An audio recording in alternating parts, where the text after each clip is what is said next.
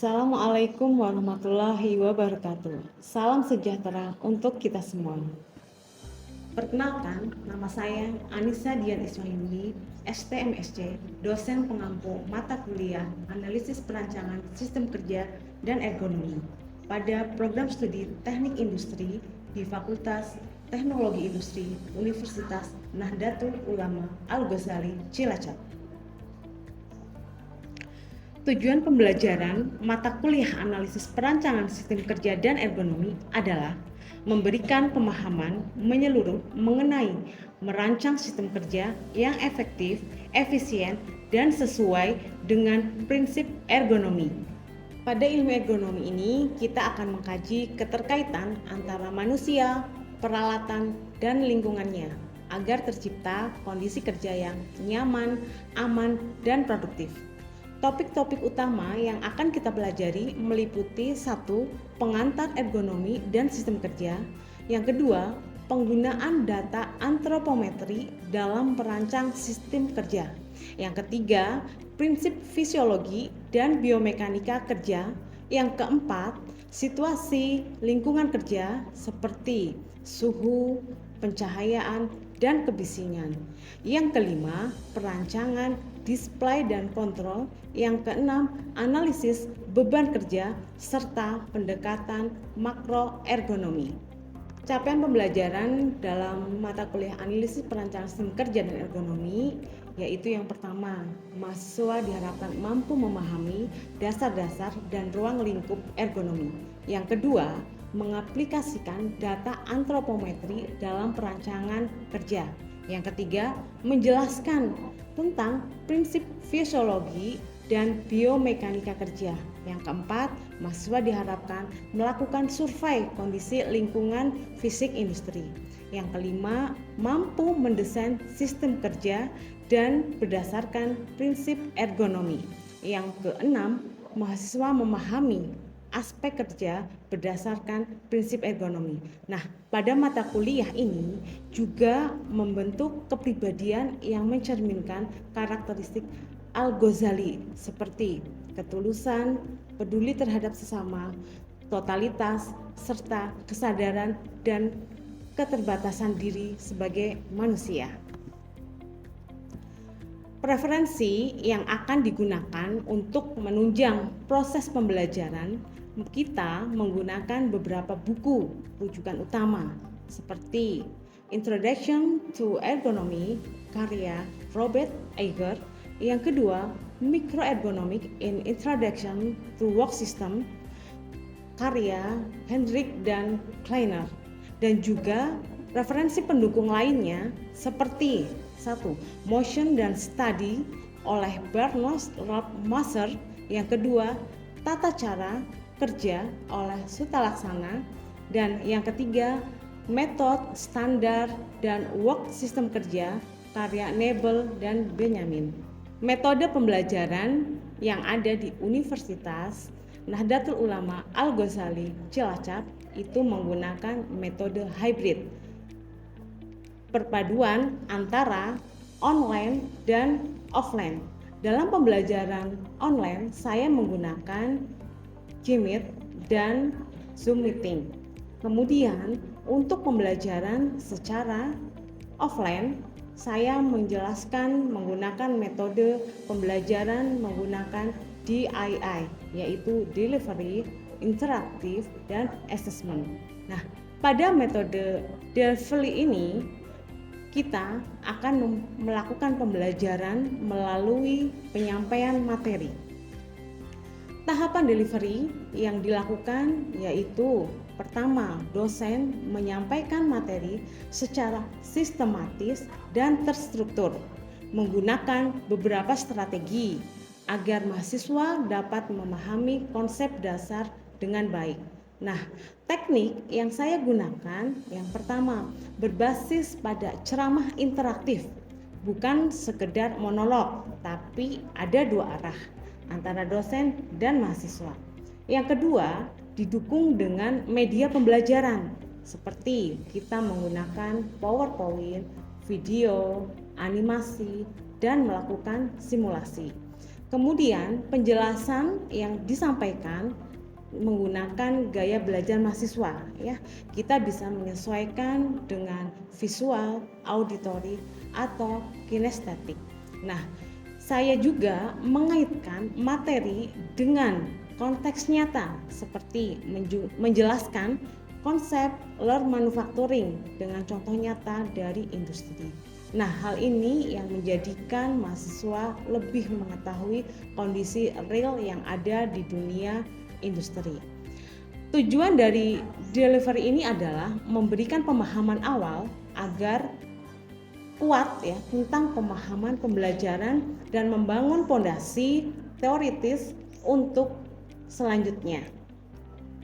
Pada tahap interaktif, yaitu setelah materi disampaikan, mahasiswa juga akan berpartisipasi aktif dalam pembelajaran.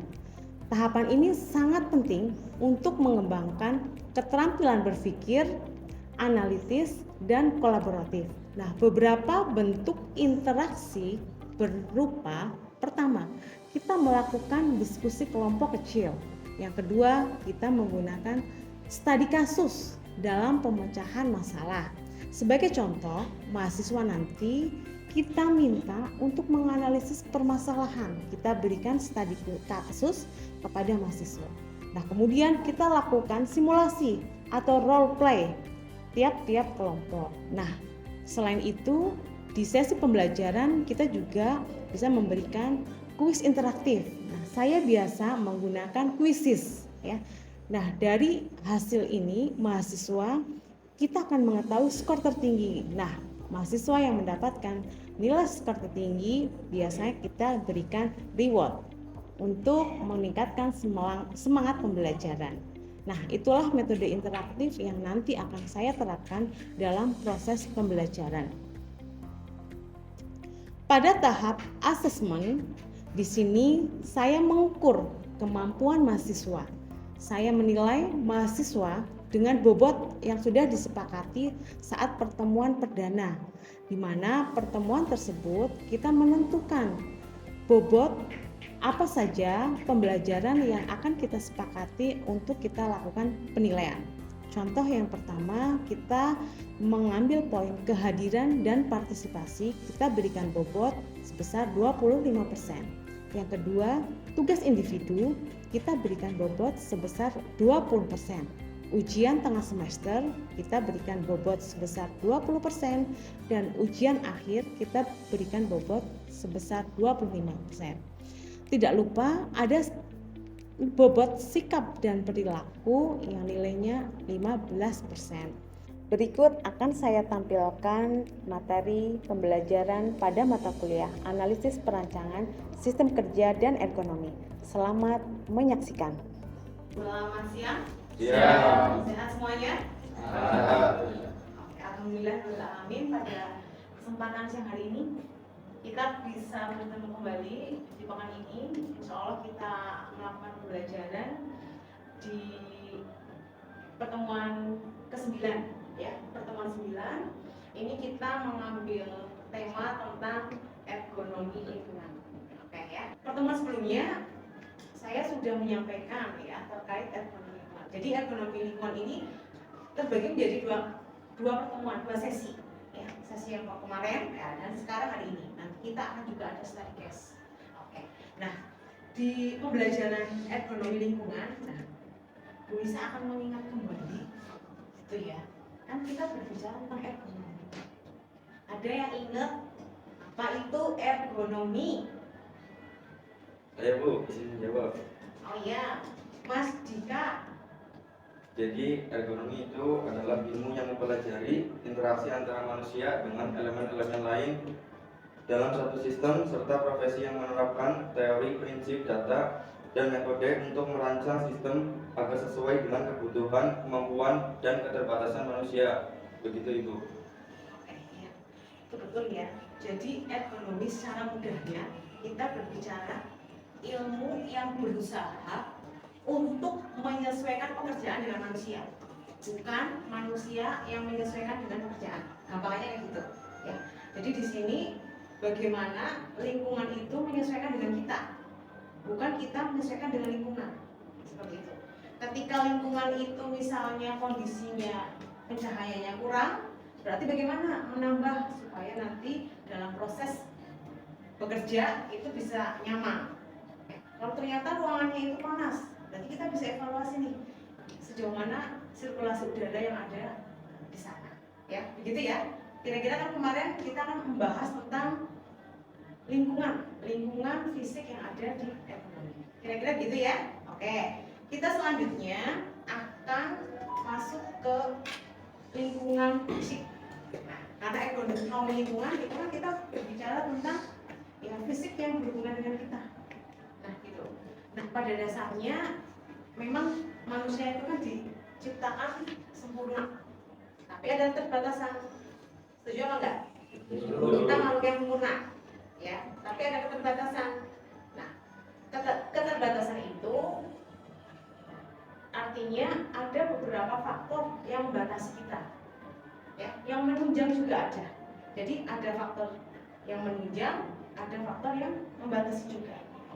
Di sini kita akan berbicara dengan faktor-faktor yang mempengaruhi kita dalam diri, ya, disebut dengan faktor. Kalau faktor dalam diri disebut faktor apa?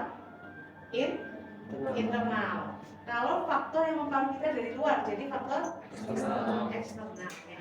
Dalam dunia kerja itu tadi, ketika kondisi lingkungan kita itu mempengaruhi, nah itu yang kita sebut dengan kondisi lingkungan kerja. Ya, coba kemarin kondisi lingkungan kerja ada beberapa faktor ya. Bisa kemarin menyebutkan ada 8 faktor. Nah, coba ada yang ingat nggak di pembelajaran kemarin 4 faktor apa aja dulu? Saya Bu. Oh iya, Bapak Fik, silakan. Yang pertama ada temperatur, selanjutnya adalah kelembapan udara, sirkulasi udara, dan pencahayaan. Oke, itu ada 4 faktor ya yang terkait dengan faktor lingkungan. Yang poin selanjutnya, ayo ada 4 poin lagi. Siapa? Saya Bu. Ya, Mbak Indes. Silakan. Selanjutnya ada kebersihan, terus ada getaran mekanis, terus ada bau-bauan, terus yang terakhir warna. Wah, oke, ya. Itu beberapa faktor. Nanti kita akan menambahkan menjadi faktor apa yang belum masuk. Nah, dalam pembelajaran ini kita akan menggali lagi ya faktor-faktor yang akan mempengaruhi. Nah, di sini salah satunya itu lingkungan fisik. Ya, lingkungan fisik itu apa? Dalam dunia kerja, jadi semua keadaan yang terdapat di sekitar, yang ada di sekitar kita, tempat kerja yang akan mempengaruhi, baik mempengaruhi kita pekerja atau pegawai baik langsung maupun tidak langsung. Gitu. Iya enggak? Sama halnya nanti ketika kalian kuliah ya, ada faktor yang mempengaruhi kita dalam kuliah nih, yang membuat kita nyaman, yang membuat kita nggak nyaman. Nah, itu ada, disebut dengan faktor lingkungan fisik ya. Selanjutnya, nah faktor lingkungan fisik itu terbagi menjadi 2.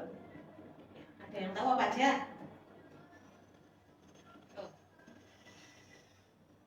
Iya. Lingkungan yang langsung dan lingkungan perantara. Oke. Jadi lingkungan langsung.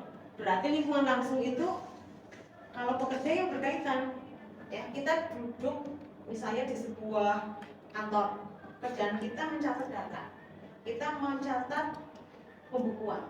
Berarti kan kita duduk dalam kantor ya, seperti itu. Nah, di situ kira-kira faktor apa yang langsung berhubungan dengan kita? Mas Anas. Meja Bu. Oke, apa lagi?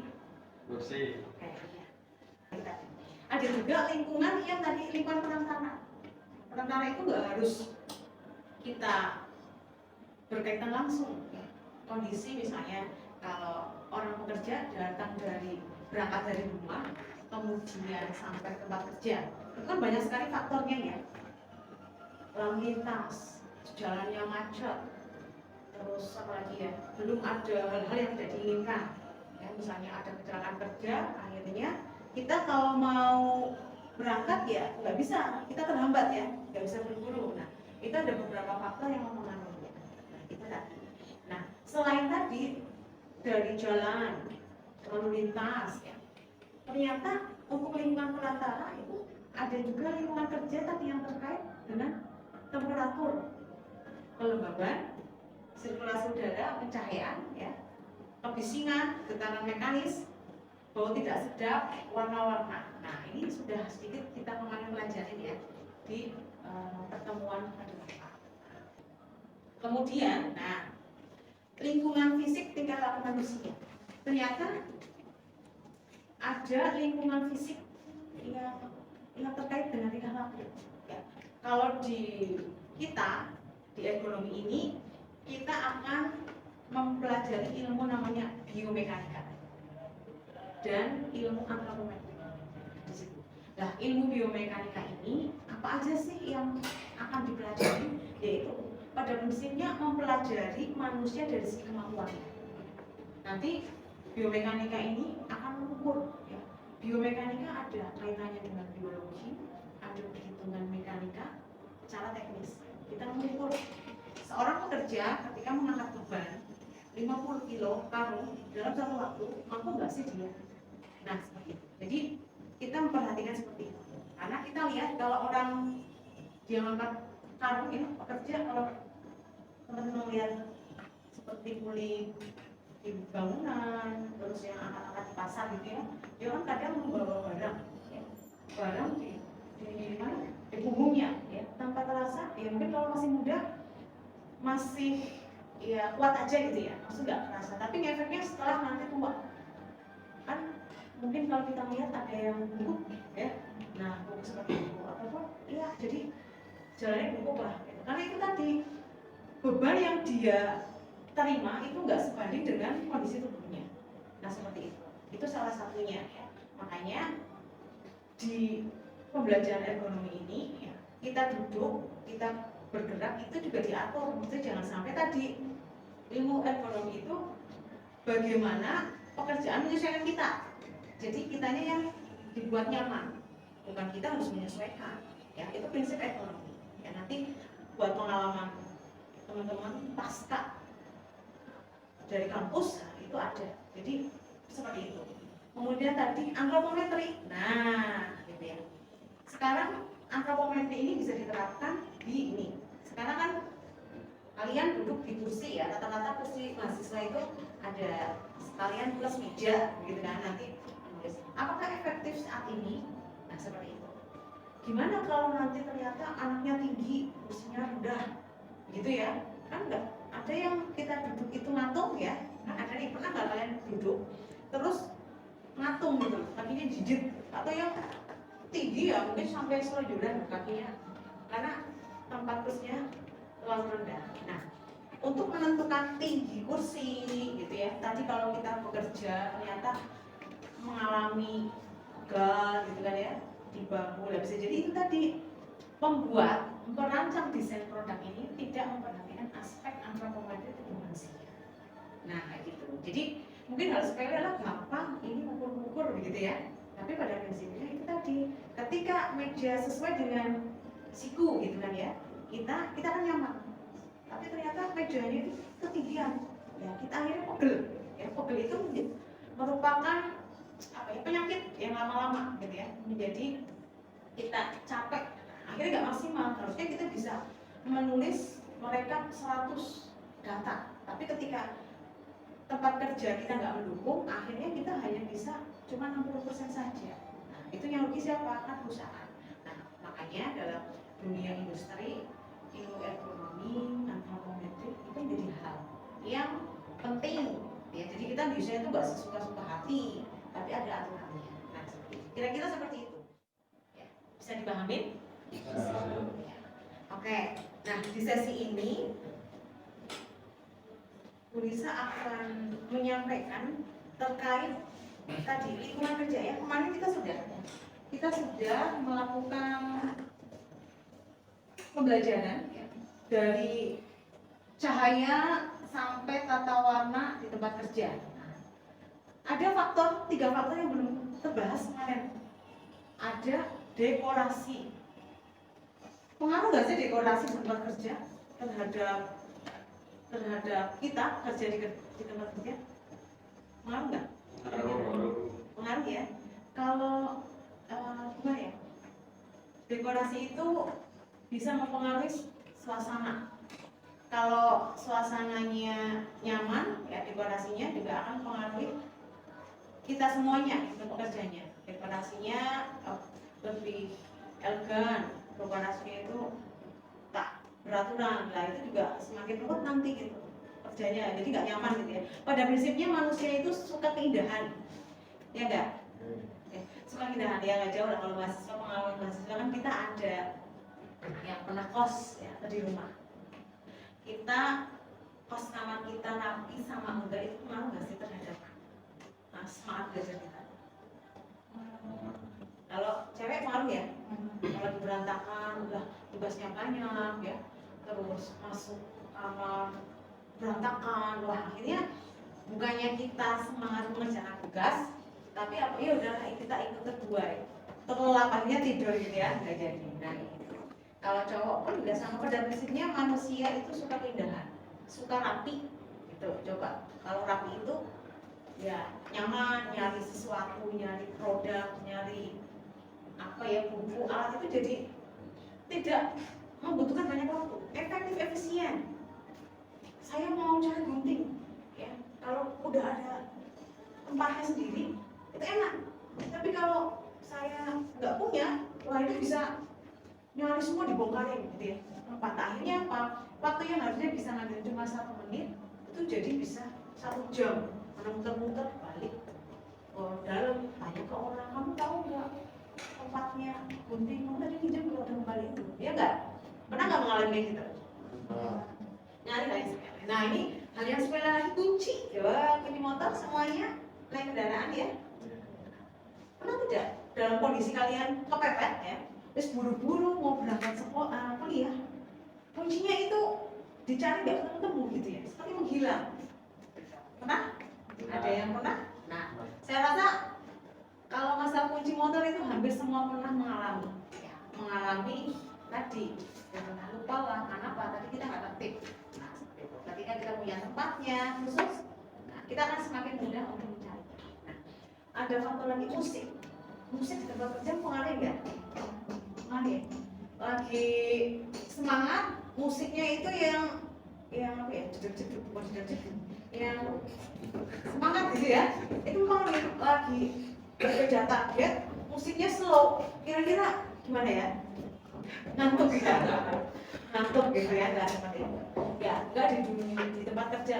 Contoh ya, kita lagi makan ya, lagi makan di rumah makan gitu kan, terus diiringi dengan musik. Ya. Ketika target pemilik warung itu adalah biar omsetnya cepet, gitu kan, misalnya. Mendengarkan musiknya kok musik yang slow-slow terus, kira-kira itu pelanggan akan di situ apa akan segera untuk cepat balik ya? Gimana? Jadi ini berdasarkan survei ya, ketika kita makan ternyata musiknya itu slow, para pengunjungnya itu juga akan slow, menikmati sekali gitu ya. Wah dia ngobrolnya lama gitu. Tapi ketika kondisinya musik yang diperdengarkan itu musik semangat, itu makanya itu ternyata mempengaruhi juga kecepatannya. Nah itu secara psikologi seperti itu. Ketika kalian tadi di kampus, terus ataupun habis dari kampus ke tempat kos atau ke rumah, kemudian tadi dikejar target banyak, seperti itu kalian sambil mendengarkan, lagi tugas banyak yang didengarkan lagu-lagu mellow, itu ya nggak jadi semangat. Tapi ketika lagu semangat itu salah satu secara faktor psikologis ya, itu musik itu mempengaruhi. Nah, yang terakhir ada keamanan. Orang kalau mengerjakan sesuatu, bekerja, dia nyaman, kira-kira akan pekerjaannya kan gimana? Akan selesai pada waktunya ya. Jadi dia nggak was-was loh. Misalnya keamanan tempat kerjanya itu kok bangunannya udah ada yang bocor gitu kan ya. Nah kalau di sana itu tidak nyaman gitu ya, kita rasa khawatir, oh jangan-jangan nanti dia akan roboh nih atapnya, akhirnya kan kita was-was ya. Nah was-was itu yang mempengaruhi dari produktivitas kita dalam kerja. Kayak ini lingkungan yang terkait dengan kegiatan manusia. Nah ini Bisa akan kasih study case. Study case-nya nanti kita akan bermain role play. Bermain role play berarti nanti yang hadir kita bagi 2 tim, ya. Bagi 2 tim kita diskusi nih. Kita akan diskusi singkat. Nanti bisa akan bacakan. Oke, di akhir pembelajaran ini bisa menyampaikan studi kasus ya. Nanti silahkan kelas ini dibagi 2 kelompok ya. Nanti separuh-separuh silahkan langsung membentuk kelompok. Nah, ini ada kasusnya ini.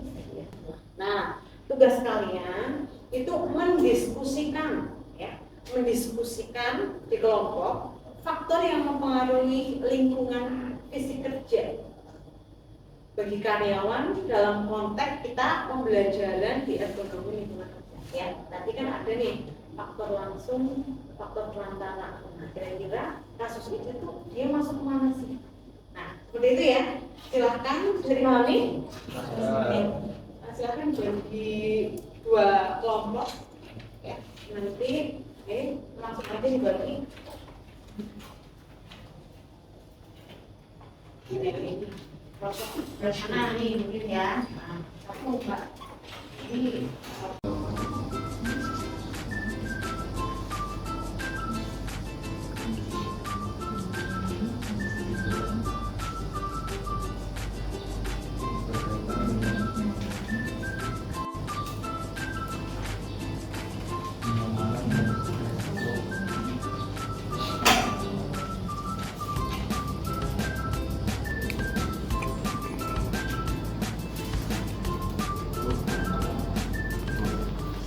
untuk diskusinya sudah selesai? Oke, kita lanjutkan untuk presentasi ya. Kelompok yang sudah siap, kelompok mana? Oke, kelompok 2 ya, silakan maju berdiri Mbak. Ya. Pak, bacakan hasil diskusi. Yang pertama ada suhu dan kelembapan, yaitu berkaitan dengan thermal kenyamanan dan risiko heat stress. Yang kedua pencahayaan, berdampak pada ketelitian dan kelelahan mata. Ada 2 poin ya. Ya, oke, terima kasih. Kita berikan tepuk tangan kelompok 2. Selanjutnya kelompok 1. Ya, sini Mbak, begini Mbak. Ada teman-temannya. Sini. Nah, oke, dibacakan hasil diskusinya apa?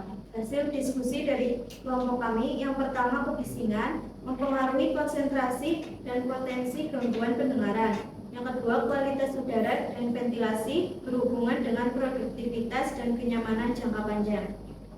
Ya, ada yang mau menambahkan lagi?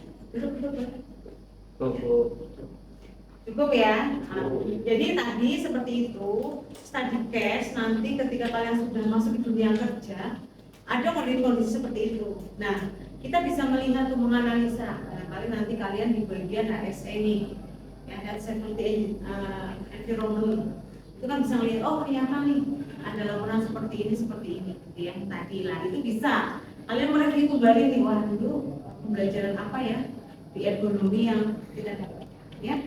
Seperti itu untuk diskusinya kita cukupkan dan harapannya nanti hasil diskusi ini semakin menambah kalian pemahaman gitu ya terkait ergonomi lingkungan gitu ya, dan aplikasinya terutama ke dalam dunia kerja. Gitu. Sebelum Budi akhirin, ada yang mau ditanyakan? Sudah cukup? Ya, oke. Itu saja dari Bu Nisa untuk pertemuan hari ini. Terima kasih atas waktu dan kesempatannya. Kita tutup dengan bacaan hamdalah bersama. Wabillahi taufiq hidayah. Assalamualaikum warahmatullahi wabarakatuh. Waalaikumsalam warahmatullahi wabarakatuh.